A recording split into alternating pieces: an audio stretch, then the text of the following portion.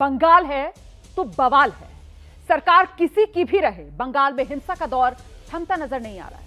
अभी बीरभूम में 9 लोगों की हत्या को लेकर बीजेपी और टीएमसी में टकराव जारी है और इस सब के बीच बीजेपी ने अब एक वीडियो जारी किया जिसमें टीएमसी के नेता हैं अपनी पार्टी के कार्यकर्ताओं से बीजेपी समर्थकों को धमकाने की बात कहते हुए नजर आ रहे हैं।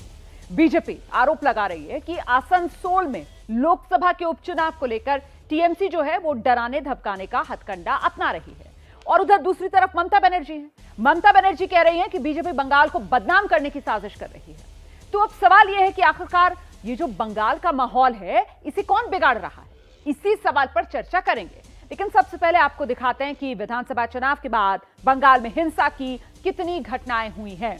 बीरभूम में 9 लोगों की हत्या हो गई है। अब तक जो मरने वालों का आंकड़ा है वो 9 पर पहुंच चुका है। बीरभूम में 9 लोगों की हत्या। ये बंगाल में विधानसभा चुनाव के बाद जो हिंसा हुई है उसका एक लेखा जोखा जो मैं आपके सामने रख रही हूं। निकाय चुनाव में भी हिंसा हुई, इस दौरान भी एक शख्स की मौत हो गई। अच्छा, इतना ही नहीं, सिक्किम हाईकोर्ट के चीफ जस्टिस की तरफ से बताया गया कि किस तरीके से चुनाव के बाद जो हिंसा हुई है, उन्होंने जो रिपोर्ट तैयार की उसमें बताया कि अब तक 15,000 हिंसा की घटनाएं हुई। अपनी रिपोर्ट में उन्होंने ये कहा और साथ ही ये भी जानकारी दी कि इस हिंसा में 25 लोगों की मौत हुई। ये रिपोर्ट कहती है, जिसमें 7,000 महिलाओं से बदसलूकी का भी जिक्र इसी रिपोर्ट में किया गया है। इतना ही नहीं, एनसीआरबी की रिपोर्ट आई, उसके मुताबिक पिछले 10 साल में 131 राजनीतिक हत्याएं जो बंगाल में हुई हैं।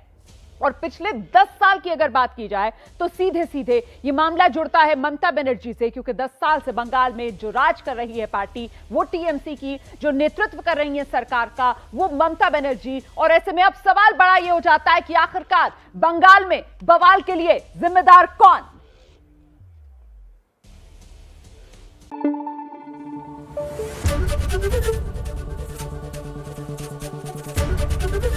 एबीपी न्यूज आपको रखे आगे।